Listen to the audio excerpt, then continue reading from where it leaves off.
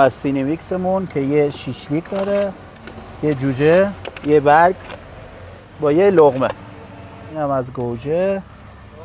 اینم از کباب بام هرازمون که فیله گوساله با دنبه و پنیر گودا که داخلش رول کردیم.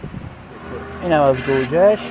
اینم از کته کباب دیگیمون که مخلوط گوشت گوساله و گوسفندی چرخ شده 300 گرمه. 300 گرم با سس مخصوص. اینجا میذاری بریز. اینم از خوبه.